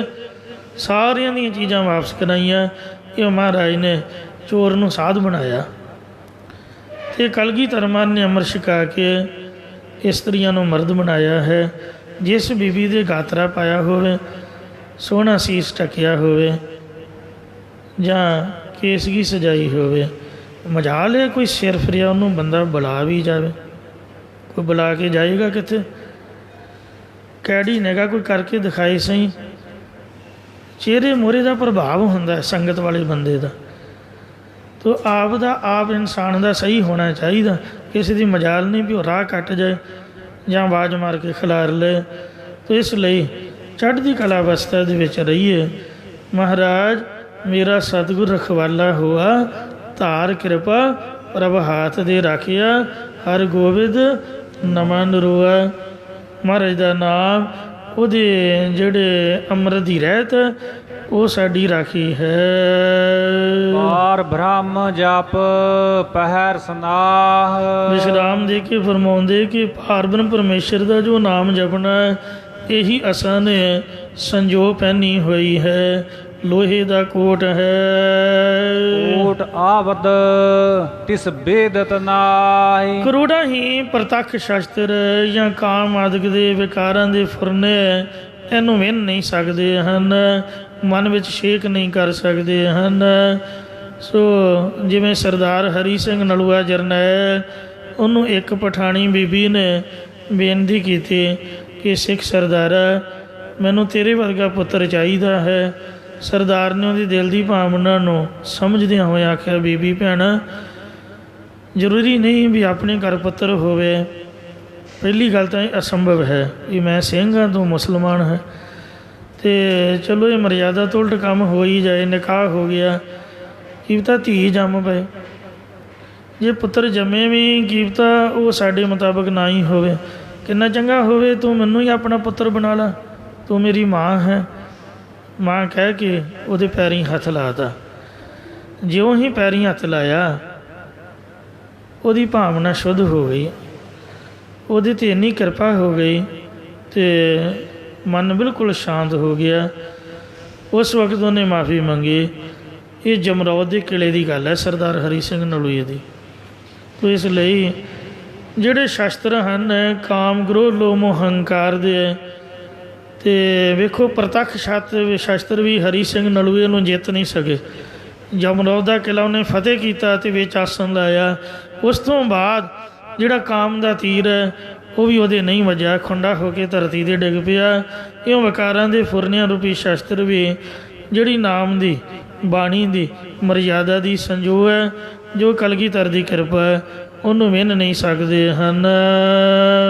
ਹਰ ਚਰਨ ਸਰਣ ਗੜ ਕੋਟ ਹਮਾਰਾ।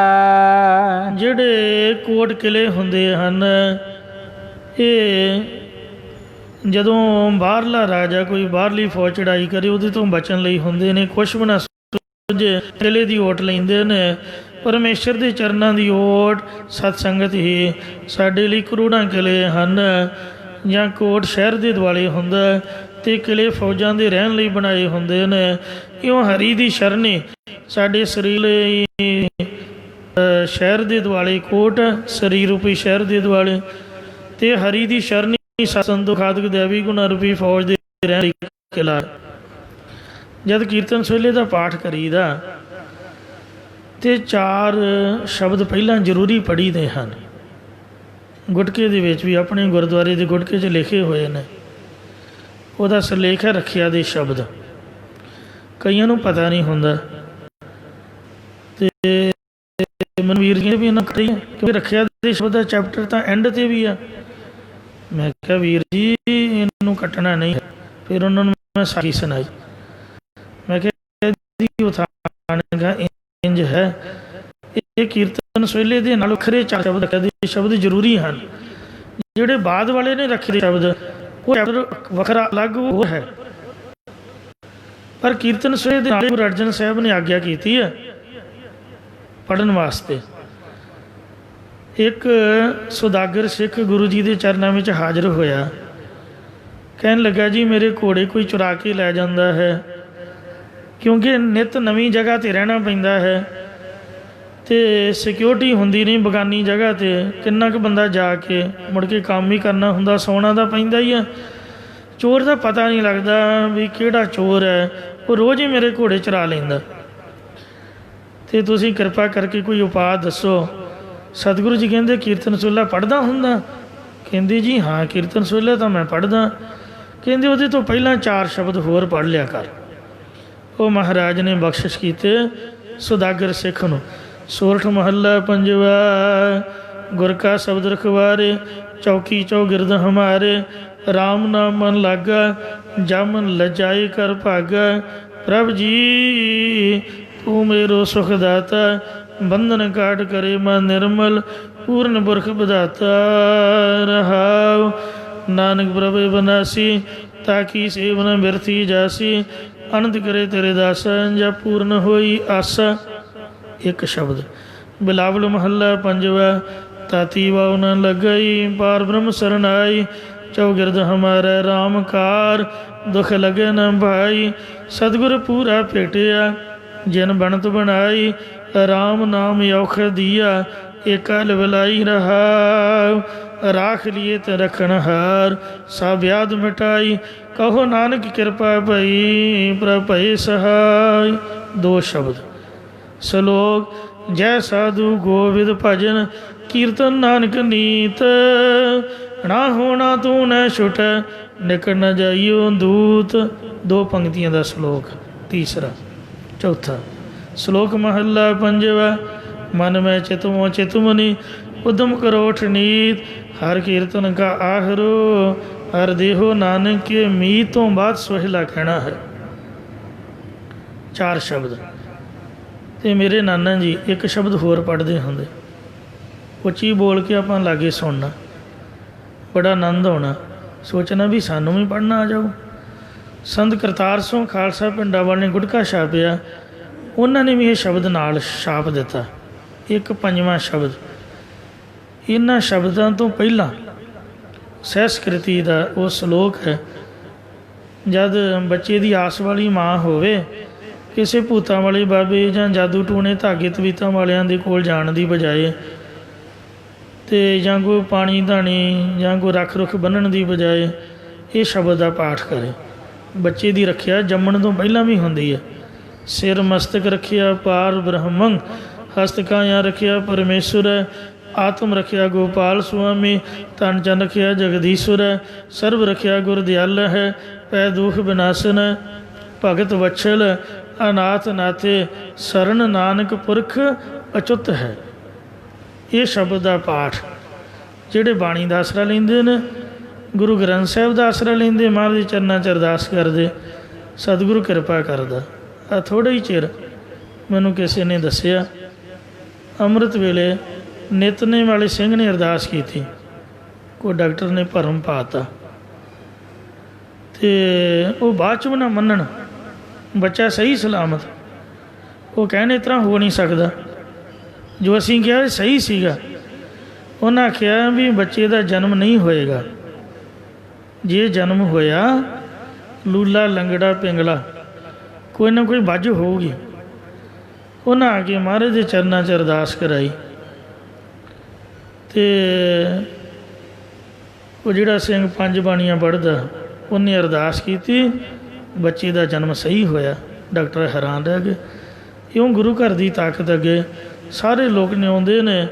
ਇਸ ਲਈ ਹੇ ਮਹਾਰਾਜ ਸੱਚੇ ਪਾਤਸ਼ਾਹ, ਹਰ ਚਰਨ ਸਾਰਣ ਗਾੜ ਕੂਟ ਹਮਾਰਾ। ਮੈਂ ਸੁਦਾਗਰ ਦੀ ਗੱਲ ਤੁਹਾਨੂੰ ਦੱਸ ਰਿਹਾ ਸੀ, ਮੁੜ ਕੇ ਉਹ ਸ਼ਬਦ ਪੜ੍ਹ ਕੇ ਕੀਰਤਨ ਸੋਹਲਾ ਕਰਨ ਲੱਗਾ ਅਤੇ ਉਹਦੀ ਚੋਰੀ ਹੋਣੋਂ ਹਟ ਗਈ। ਇੱਕ ਵਾਰ ਅੱਧਾ ਕੁ ਉਹਨੇ ਪਾਠ ਕੀਤਾ ਅਤੇ ਉਹਨੂੰ ਨੀਂਦ ਆ ਗਈ, ਅਤੇ ਜਿਹੜਾ ਆਲੇ ਦੁਆਲੇ ਸਿਕਿਉਰਟੀ ਦਾ ਕੋਟ ਹੁੰਦਾ ਸੀ ਉਹ ਅੱਧਾ ਕੁ ਰਹਿ ਗਿਆ। ਇਹ ਸਾਖੀ ਲਿਖੀ ਹੋਈ ਹੈ ਪਾਠ ਦਰਪਣ ਪੋਥੀ 'ਚ ਮਹਾਂਪੁਰਖਾਂ ਨੇ, ਕਿ ਚੋਰ ਅੰਦਰ ਤਾਂ ਆ ਗਏ ਅਤੇ ਮੁੜ ਕੇ ਉਹਨੂੰ ਫਿਰ ਜਾਗ ਆ ਗਈ, ਮੂੰਹ ਹੱਥ ਧੋ ਕੇ ਉਹਨੇ ਪਾਠ ਪੂਰਾ ਕਰ ਲਿਆ। ਫਿਰ ਉਹ ਬਾਹਰ ਨਿਕਲਣ ਨੂੰ ਵੇਖਣ ਅਤੇ ਆਲੇ ਦੁਆਲੇ ਲੋਹੇ ਦਾ ਕੋਟ। ਉਹ ਸਵੇਰੇ ਦਿਨ ਚੜ੍ਹਨ ਤੱਕ ਉਸੇ ਤਰ੍ਹਾਂ ਤੁਰੇ ਫਿਰਦੇ ਰਹੇ, ਨਿਕਲਣ ਦੀ ਜਗ੍ਹਾ ਨਾ ਮਿਲੀ। ਸਿੱਖ ਨੇ ਉਹਨਾਂ ਚੋਰਾਂ ਨੂੰ ਪਕੜ ਲਿਆ। ਜਦ ਅੰਮ੍ਰਿਤ ਵੇਲੇ ਇਸ਼ਨਾਨ ਕਰਕੇ ਜਪਜੀਤ ਸਾਹਿਬ ਦਾ ਪਾਠ ਕੀਤਾ, ਫਿਰ ਕਿਲ੍ਹਾ ਹਟ ਗਿਆ। ਉਹਨਾਂ ਨੂੰ ਪੁੱਛਿਆ ਵੀ ਤੁਸੀਂ ਕੌਣ ਹੋ? ਉਹਨਾਂ ਸਾਰੀ ਗੱਲਬਾਤ ਦੱਸੀ। ਫਿਰ ਉਹਨੇ ਇਮਾਨਦਾਰੀ ਨਾਲ ਉਹਨੂੰ ਛੱਡ ਦਿੱਤਾ। ਉਹਨਾਂ ਨੇ ਦੱਸਿਆ ਵੀ ਤੂੰ ਕਿਹੜਾ ਪਾਠ ਕਿਹੜਾ ਮੰਤਰ ਪੜ੍ਹਦਾ ਕਿ ਸਾਨੂੰ ਨਿਕਲਣ ਦੀ ਜਗ੍ਹਾ ਨਹੀਂ ਮਿਲੀ। ਫਿਰ ਉਹ ਵੀ ਗੁਰੂ ਦੇ ਸਿੱਖ ਬਣੇ, ਸਾਰੇ ਪੰਜਵੇਂ ਪਾਤਸ਼ਾਹ ਦੇ ਚਰਨਾਂ ਵਿੱਚ ਹਾਜ਼ਰ ਹੋਏ। ਇਉਂ ਜਿਹੜੀ ਬਾਣੀ ਦਾ ਆਸਰਾ ਇਹ ਸਭ ਤੋਂ ਉੱਤਮ ਹੈ। ਹਰੀ ਦੇ ਚਰਨਾਂ ਦੀ ਸ਼ਰਨ, ਸਾਡੇ ਦੁਆਲੇ ਕੋਟ ਹੈ ਕਿਲ੍ਹਾ ਹੈ। ਕਾਲ ਕੰਟਕ ਜਮ ਤਿਸਨਾ ਬਿਦਾਰੈ। ਹੋਰ ਤਾਂ ਕੀ ਕਹਿਣਾ, ਕੰਡੇ ਦੇ ਵਾਂਗ ਦੁੱਖ ਦੇਣ ਵਾਲੇ ਜੰਮਣ ਤੇ ਮਰਨ ਰੂਪੀ ਕਾਲ ਉਸ ਹਰੀ ਦੀ ਸ਼ਨ ਰੂਪ ਕਿਲੇ ਨੂੰ ਨਾਸ਼ ਨਹੀਂ ਕਰ ਸਕਦੇ, ਜਾਂ ਯਮਦੂਤ ਵੀ ਨਾਸ਼ ਨਹੀਂ ਕਰ ਸਕਦਾ ਹੈ। ਮਹਾਰਾਜ ਨੇ ਆਖਿਆ, ਜੈ ਸਾਧੂ ਗੋਬਿੰਦ ਭਜਨ ਕੀਰਤਨ ਨਾਨਕ ਨੀਤ, ਨਾ ਹੋਣਾ ਤੂੰ ਨਾ ਛੁਟੈ, ਨਿਕਟ ਨਾ ਜਾਈਓ ਦੂਤ। ਇਹ ਦੂਤੋ, ਜੇ ਤੁਸੀਂ ਉਹਨਾਂ ਦੇ ਕੋਲ ਚਲੇ ਗਏ ਤਾਂ ਮੈਂ ਵੀ ਨਹੀਂ ਛੁੱਟਾਂਗਾ, ਇਹ ਜੰਬੂਰੀ ਵੀ ਨਹੀਂ ਛੁੱਟੇਗੀ, ਤੁਸੀਂ ਤਾਂ ਵੱਜਣਾ ਹੀ ਵੱਜਣਾ। ਇਸ ਲਈ ਨਾਮ ਦੇ ਕੋਲ, ਨਾਮ ਜਪਣ ਵਾਲਿਆਂ ਦੇ ਕੋਲ ਨਹੀਂ ਜਾਣਾ। ਨਾਨਕ ਦਾ ਸਦਾ ਬਲਿਹਾਰੀ। ਸਤਿਗੁਰੂ ਮਹਾਰਾਜ ਕਥਨ ਕਰਦੇ ਕਿ ਮੈਂ ਦਾਸ, ਮੈਂ ਸੇਵਕ ਹਮੇਸ਼ਾ ਤਿੰਨਾਂ ਤੋਂ ਬਲਿਹਾਰ ਜਾਂਦਾ।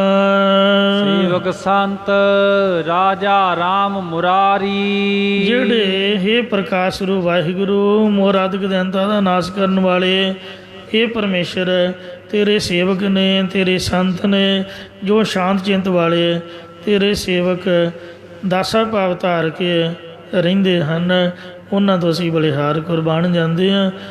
ਇੱਥੇ ਸ਼ਬਦ ਸੰਪੂਰਨ ਹੋਇਆ ਜੀ, ਭੁੱਲ ਚੁੱਕ ਮਾਫ ਕਰਨੀ, ਅੱਗੇ ਦੋ ਸਮਤ ਬਖਸ਼ਨੇ। ਹਰ ਚਰਨ ਸਾਰਣ ਗੜ ਕੋਟ ਹਮਾਰਾ, ਕਾਲ ਕੰਟਕ ਜਮ ਤਿਸ ਨਾ ਬਿਦਾਰੈ। ਨਾਨਕ ਦਾਸ ਸਦਾ ਬਲਿਹਾਰੀ। ਸੇਵਕ ਸੰਤ ਰਾਜਾ ਰਾਮ ਮੁਰਾਰੀ। ਵਾਹਿਗੁਰੂ ਜੀ ਕਾ ਖਾਲਸਾ, ਵਾਹਿਗੁਰੂ ਜੀ ਕੀ ਫਤਿਹ। ਰਾਮ ਕਲੀ ਮਹਲਾ ਤੀਜਾ। ਆਨੰਦ ਏਕ ਓੰਕਾਰ ਸਤਿਗੁਰ ਪ੍ਰਸਾਦ। ਆਨੰਦ ਭਇਆ ਮੇਰੀ ਮਾਏ, ਸਤਿਗੁਰੂ ਮੈਂ ਪਾਏ, ਸਤਿਗੁਰ ਤਾਂ ਪਾਇਆ ਸਹਿਜ ਸੇਤੀ। ਮਨ ਵਜੀਆਂ ਵਾਦਾਈਆਂ, ਰਾਗ ਰਤਨ ਪਰਵਾਰ ਭਰੀਆਂ, ਸਬਦ ਗਾਵਣ ਆਈਆਂ ਸਬਦੋ। ਕੇਰਾ ਮਨ ਨੀ ਵਸਾਇਆ, ਕਹਿ ਨਾਨਕ ਆਨੰਦ ਹੋਆ ਸਤਿਗੁਰੂ ਮੈਂ ਪਾਇਆ। ਏ ਮਨ ਮੇਰਿਆ ਤੂੰ ਸਦਾ ਰਹੋ ਹਰ ਨਾਲੇ। ਹਰ ਨਾਲ ਰਹੋ ਤੂੰ ਮਨ ਮੇਰੇ, ਦੁਖ ਸਭੇ ਸਾਰਨਾ। ਅੰਗੀਕਾਰੋ ਕਰੇ ਤੇਰਾ ਕਾਰਜ ਸਭ ਸਵਾਰਣਾ। ਸਭਨਾ ਗਲਾਂ ਸਮਰਥ ਸੁਆਮੀ, ਸੋ ਕਿਉ ਮਨੋ ਵਿਸਾ